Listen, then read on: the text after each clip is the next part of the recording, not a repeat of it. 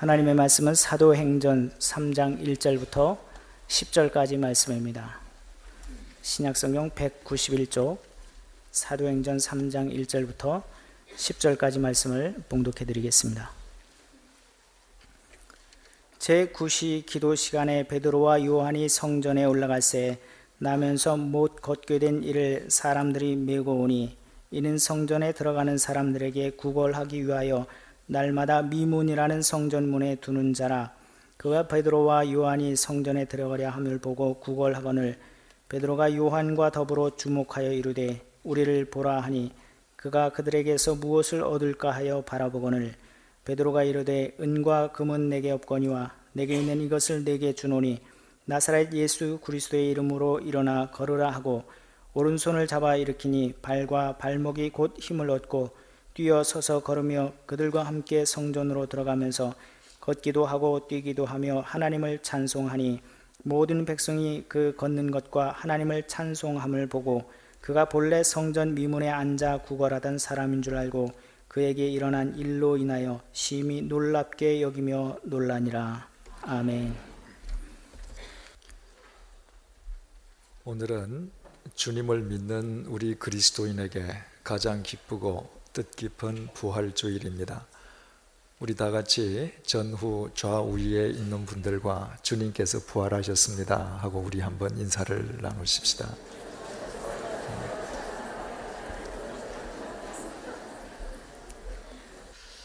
부활하신 주님께서 어디에 계십니까? 마태복음 마지막 장 마지막 절을 통해서 부활하신 주님께서 세상 끝날까지 항상 우리와 함께 있을 것이라고 약속해 주셨습니다.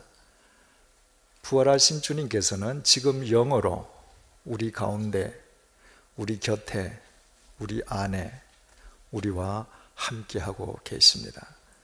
그리고 내일도 모레도 계속 영원토록 우리와 함께 하실 것입니다. 우리가 지난 세월 동안 주님을 새까맣게 잊고 있던 그 숱한 시간 동안에도 주님께서는 우리 곁에 계셨고 지금도 계시고 미래에도 영원토록 우리와 함께 계실 것이라는 이 사실을 여러분들께서는 정말 믿으십니까? 만약 이 사실을 믿고 인식하면서 살아간다면 우리의 삶은 부활하신 주님의 생명과 능력 속에서 날로 새로워지지 않을 수 없습니다. 부활하셔서 우리와 함께 계시는 예수 그리스도, 그분은 전능하신 삼위일체 하나님이시기 때문입니다. 이틀 전 금요일의 일입니다.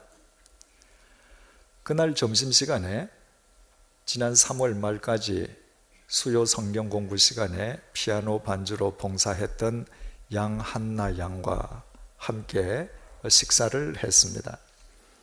대학교 4학년인 양한나 양의 수고에 감사를 표하기 위함이었습니다.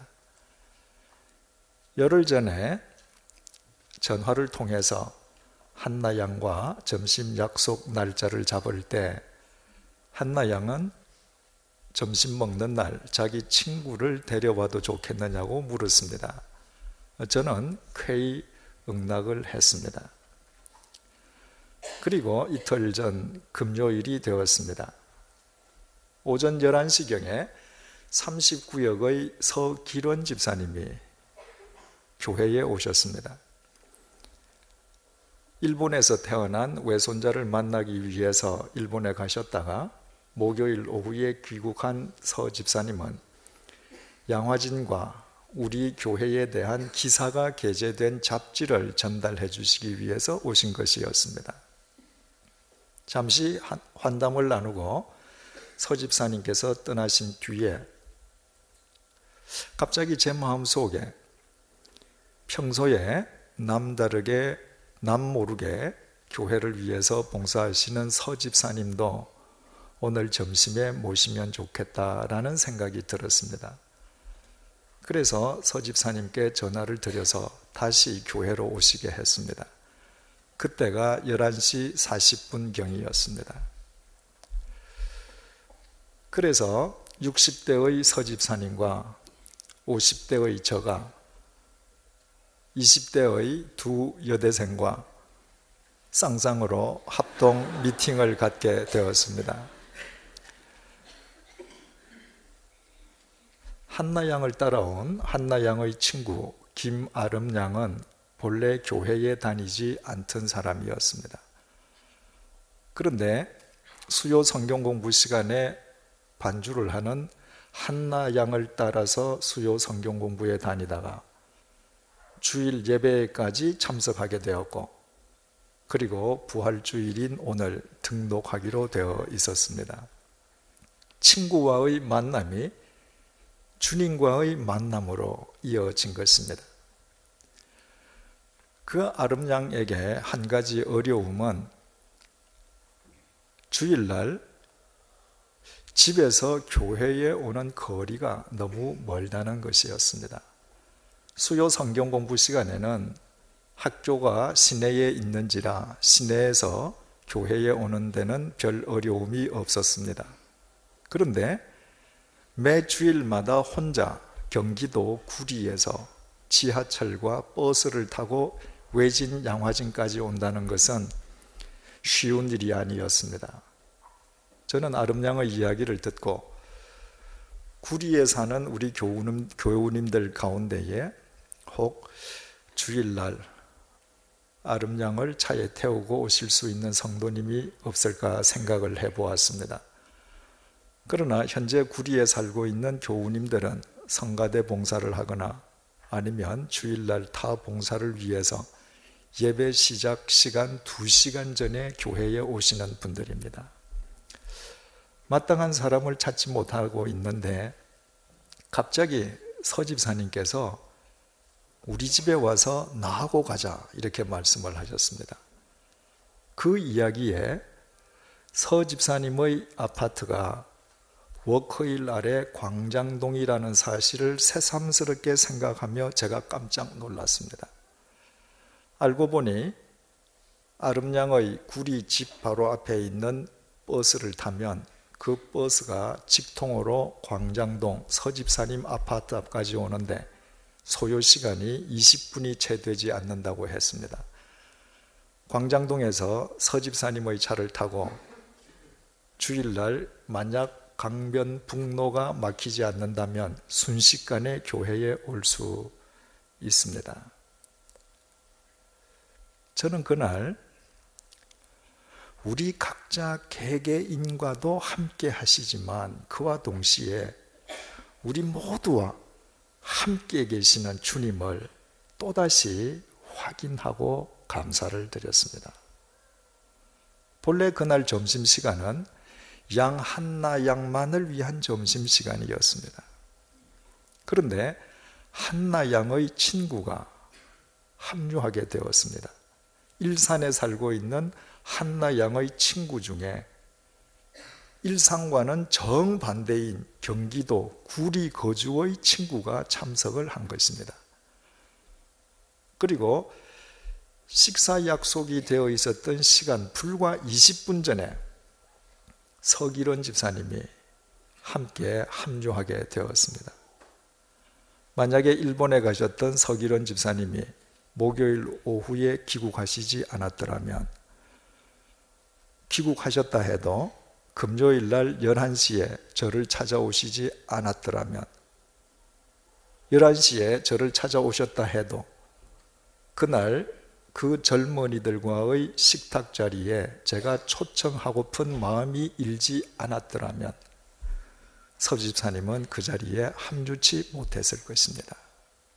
결국 우리 주 예수 그리스도께서는 한나 양을 통해 부르신 당신의 선택한 딸 아름 양이 머나먼 경기도 구리에서부터 이곳 양화진까지 좀 더 편하게 올 수 있도록 배려해 주시기 위해서 그날 점심 식탁을 치밀하게 연출하신 것이었습니다. 저는 그날 식사하는 동안 내내 감격스러웠습니다. 우리 네 사람만 식사한 것이 아니라 그 식탁 한가운데에 주님께서 계셨기 때문입니다. 식사가 끝난 뒤에 그 두 청년들을 돌려보낸 다음 저는 주님께 그 두 청년들이 앞으로 일평생토록 자신들과 함께 하고 계시는 주님을 의식하면서 살아가기를 기도했습니다.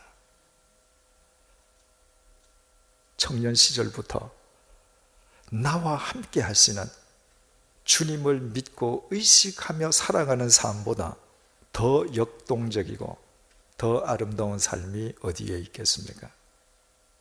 이 좋으신 주님께서 바로 여러분들 곁에 계심을 믿으십니까?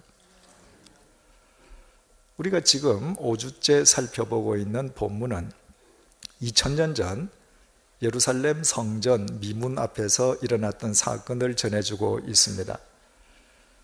베드로와 요한이 유대인들의 기도 시간에 맞추어 예루살렘 성전을 찾았습니다. 그곳에 모여있는 유대인들에게 복음을 전하기 위함이었습니다. 베드로와 요한은 그날 성전 안으로 들어가기 위해서 성전 문들 가운데 가장 아름다운 미문, 뷰티풀 게이트를 막 통과하려고 했습니다. 마침 그때 성전 미문 앞에서 구걸하던 날 때부터 안전뱅이인 거린이 베드로와 요한을 보았습니다. 그 거린은 평소 습관대로 아무 의미도 없이 희멀건 눈으로 그들을 올려다보며 적선을 요청했습니다. 그 거지의 적선 요청에 베드로와 요한은 거지 앞에 멈추어 섰습니다. 그리고 건성으로 자신들을 쳐다보는 그 거지를 응시했습니다. 동시에 거지에게 자신들을 주목할 것을 요청했습니다. 이에 안전뱅이 거지가 자세를 가다듬고 베드로에게 온 시선을 집중했습니다. 안전뱅이 거지를 응시하는 베드로의 시선과 베드로에게 집중되어 있는 안전뱅이 거지의 시선이 불꽃을 튀기듯 맞부딪혔습니다. 그 순간 베드로가 안전뱅이의 눈을 들여다보면서 말을 했습니다. 내게 은과 금은 없거니와 내게 있는 이것을 네게 주노니 나사렛 예수 그리스도의 이름으로 일어나 걸어라. 그리고 베드로는 자신의 손을 내밀어 안전뱅이 거지의 오른손을 붙잡았습니다. 사도행전 4장은 그 안전뱅이의 나이가 40여세쯤 되었다고 전해주고 있습니다. 그 안전뱅이는 태어난 이래 40여 년 동안 단 한 번도 일어나 본 적이 없었습니다. 만약 누군가가 날 때부터 안전뱅이인 선천성 안전뱅이에게 느닷없이 일어나라고 명령한다면 그 사람은 정신이 이상한 사람임에 틀림이 없습니다. 그런데 베드로는 날 때부터 안전뱅이인 그 거린을 향해서 일어나라고 촉구했습니다. 더 정확하게 말씀드리면 베드로 속에서 역사하시는 예수 그리스도께서 베드로를 통해서 그 안전뱅이를 일어날 것을 명령하신 것입니다. 어떻게 나사렛 예수 그리스도께서 그런 명령을 내리실 수 있었을까요? 그분은 죽은 자 가운데에서 일어나신 분이셨기에 가능했습니다. 예수 그리스도께서 십자가에 못 박혀 돌아가신 지 사흘째 되는 날 새벽이었습니다. 평소 주님을 사랑하던 여인들이 주님의 무덤을 찾았습니다. 현장에 가보니 이미 무덤은 열려 있습니다. 그리고 그곳에 있던 천사들이 여인들에게 한 말을 마태복음 28장 6절에서 7절이 전해주고 있습니다. 그가 여기 계시지 않고 그가 말씀하시던 대로 살아나셨느니라. 와서 그가 누우셨던 곳을 보라. 또 빨리 가서 그의 제자들에게 이르되 그가 죽은 자 가운데서 살아나셨고 너희보다 먼저 갈릴리로 가시나니 거기서 너희가 배우리라 하라. 천사들은 여인들에게 예수님께서 살아나셨음을 두 번이나 강조했습니다. 우리말 살아나다로 번역된 헬라어 에게이로의 본뜻은 일어나다는 의미입니다. 바로 예수님께서 베드로를 통해서 성전 미문 앞 안전뱅이에게 일어나라고 명령하실 때 사용하신 단어가 이 단어였습니다. 마태복음 기자는 이 단어를 얼마나 중요하게 간주했던지 이 짧은 본문 속에서 예수님께서 죽은 자 가운데에서 일어나셨다는 사실을 연거푸 두 번 되풀이했습니다. 작년 8월 마지막 주 사도행전 1장 3절에서 5절 말씀을 묵상할 때 말씀드린 바가 있습니다마는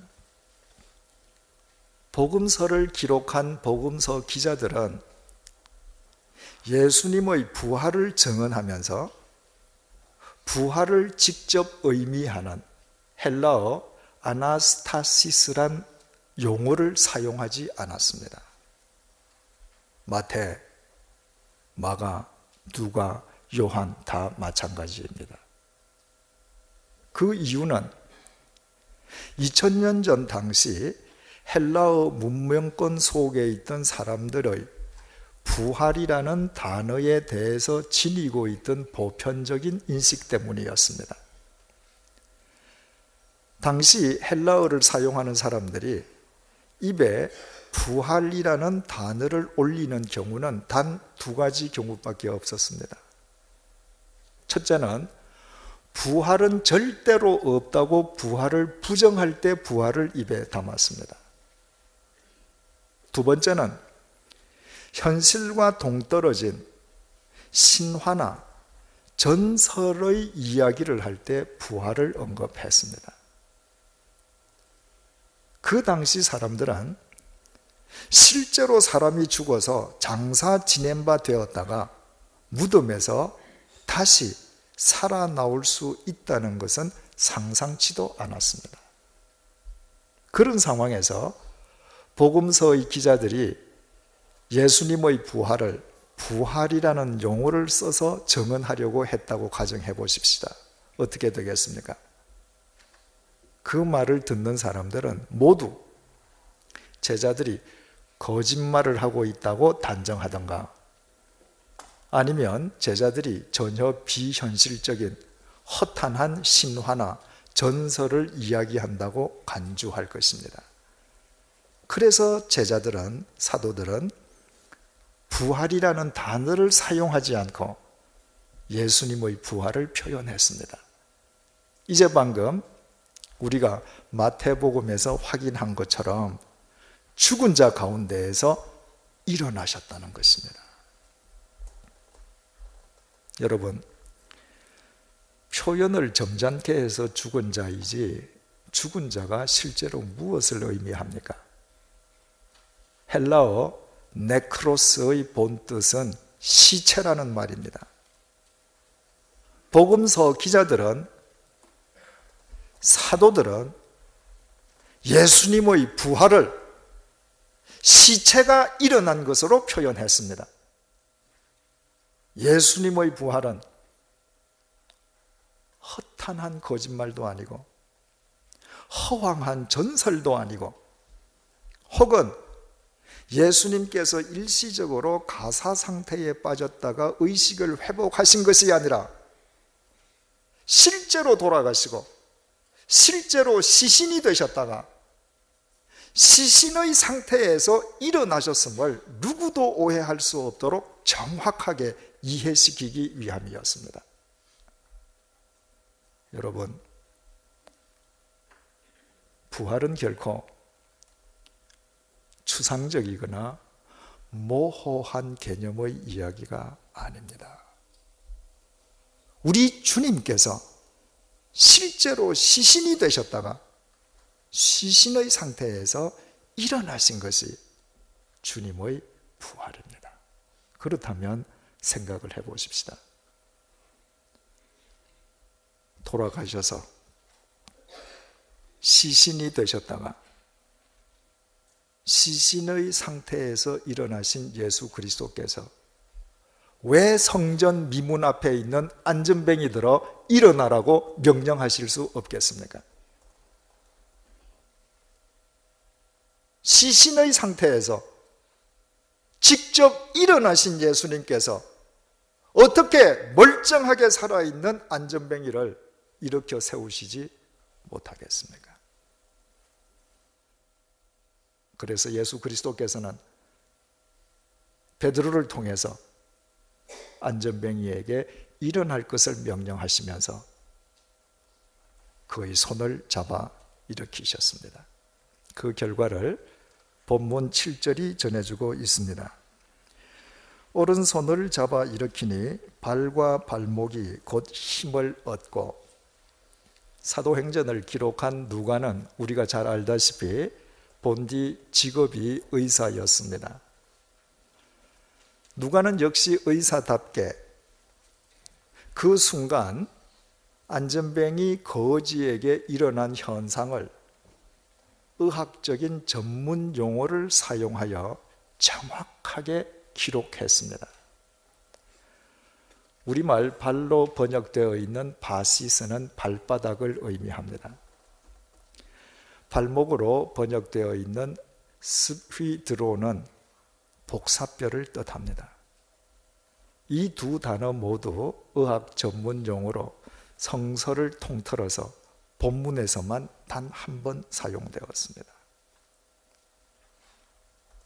예수 그리스도께서 베드로를 통해서 안전뱅이 거린에게 일어날 것을 명령하시면서 그의 손을 잡는 순간 예수 그리스도의 생명과 능력이 안전뱅이의 발바닥에서부터 시작해서 복사뼈를 거쳐 위로 솟구쳐 올랐습니다. 그래서 8절이 이렇게 시작되고 있습니다. 뛰어 서서 걸으며. 여기에서 뛰다로 번역되어 있는 헬라어 엑살로마이 역시 전문적인 용어로 성서에서는 이곳에서만 쓰였습니다. 그냥 뛰었다는 말이 아니라 어떤 상태로부터 뛰어 올랐다는 의미입니다. 예수 그리스도께서 베드로를 통해서 안전뱅이에게 일어날 것을 명령하시고 그의 손을 잡는 순간 주님의 생명이 안전뱅이의 발바닥에서부터 복사뼈를 통해 위로 솟구쳐 오름과 동시에 그 안전뱅이가 마치 눌렀던 용수철이 튀어오르듯이 벌떡 일어났다는 말입니다. 안전뱅이가 일어난 것은 일시적인 현상이 아니었습니다. 그는 계속 서 있을 수 있었습니다. 뿐만 아니라 다리를 옮겨 걸을 수도 있었습니다. 8절은 이렇게 계속됩니다. 뛰어 서서 걸으며 그들과 함께 성전으로 들어가면서 걷기도 하고 뛰기도 하며. 그는 하고 한 날 그 앞에 쭈그리고 앉아 구걸만 하던 미문을 자기 발로 통과하여 신비로운 듯 걸어도 보고 뛰어도 보며 성전 안으로 뛰어 들어갔습니다. 이 광경은 구약 마지막 선지자인 말라기가 예수 그리스도께서 이 땅에 오셨을 때에 일어날 일을 예언한 말라기 4장 2절의 내용과 정확하게 일치하고 있습니다. 내 이름을 경외하는 너희에게는 공의로운 해가 떠올라서 치료하는 광선을 비추리니 너희가 나가서 외양간에서 나온 송아지같이 뛰리라. 여러분 혹시 시골에서 외양간에 갇혀 있던 송아지가 나와서 뛰는 것을 보신 적이 있습니까? 얼마나 경쾌하고 얼마나 기분 좋게 뛰는지 모릅니다. 벌떡 일어선 이 안전뱅이는 마치 외양간에서 나온 송아지처럼 뛰어 성전 안으로 들어갔습니다. 다시 8절을 보시겠습니다. 뛰어 서서 걸으며 그들과 함께 성전으로 들어가면서 걷기도 하고 뛰기도 하며 하나님을 찬송하니. 안전뱅이였던 그가 일어나 성전 안으로 뛰어들어갔던 것은 자기에게 일어난 이 일이 꿈인지 생신지 확인해 보기 위함이 아니었습니다. 하나님을 찬양하기 위함이었습니다. 자기에게 새 생명과 새 능력을 주시고 자기를 일으켜 세우시고 자기로 하여금 걷게도 하고 뛰게도 해주신 분이 하나님이심을 그는 알고 믿었던 것입니다. 그러나 실제로 안전뱅이 앞에 있었던 사람은 베드로였습니다. 그 베드로를 통해서 역사하신 분은 나사렛 예수셨습니다. 그럼에도 그것이 가능할 수 있었던 것은 나사렛 예수, 그분은 시신의 상태에서 일어나신 성자 하나님이셨기 때문입니다. 우리는 오늘도 예배를 드리면서 사도신경을 통해서 예수님께서 본디오 빌라도에게 고난을 받으사 십자가에 못 박혀 죽으시고 장사한 지 사흘 만에 죽은 자 가운데서 다시 살아나셨다고 우리의 신앙을 고백했습니다. 우리가 예배 때마다 고백하는 이 내용, 예수님께서 죽은 자 가운데에서 살아나셨다는 말이 무슨 의미입니까? 시신이신 예수님께서 일어나셨다는 말입니다. 우리가 매 예배 때마다 시신이셨던 예수님께서 일어나셨다고 고백하는 이 고백의 내용을 여러분들 정말 믿고 계십니까?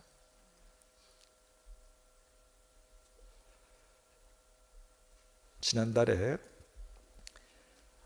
제 장인어른께서 하나님의 부르심을 받았을 때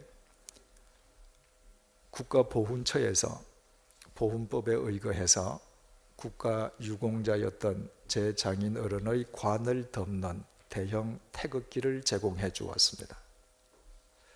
지난 20년 동안 목회를 하면서 제가 얼마나 많은 장례식을 침례했고 또 얼마나 많은 장례식에 참석을 해봤겠습니까? 그런데 대형 태극기가 관을 덮고 있는 것을 제 눈으로 직접 목격한 것은 그때가 처음이었습니다. 그 이전에는 영화나 드라마 혹은 뉴스를 통해서 보았을 뿐입니다. 국가가 제공한 관을 덮고 있는 대형 태극기, 그것은 참으로 감동스러운 광경이었습니다. 나라를 위해서 목숨을 걸고 헌신한 사람을 국가가 기억해 준다는 의미에서만이 아니었습니다. 죽은 자를 위해서 국가가 제공한 그 대형 태극기를 통해서 시신 상태에서 일어나시고 우리 곁에 계신 주님께서 이미 우리에게 덮어주신 생명의 기, 영생의 기, 부활의 길을 확인할 수 있었기 때문입니다. 사랑하는 교우 여러분, 2000년 전 성전 미문 앞에 앉아있던 안전뱅이를 일으키신 주님께서 지금 여기 이 시간 우리와 함께하고 계십니다. 주님께서 우리 각자에게 당신의 손을 내미시며 일어날 것을 명령하십니다. 우리 모두 믿음으로 그분의 손을 붙잡으십시다. 주님께서 우리의 발바닥에서부터 복사뼈를 거쳐 당신의 생명과 능력이 솟구치게 해주실 것입니다. 그 힘을 의지해서 모든 육체의 연약함으로부터 일어나십시다. 영적 안전뱅이 상태로부터 일어나십시다. 모든 실패와 좌절, 고통과 불안, 절망과 공포로부터 일어나십시다. 그리고 외양간에서 나온 송아지처럼 기뻐 뛰면서 주님께서 우리 앞에 이미 열어두신 새 인생의 미문 속으로 들어가십시다.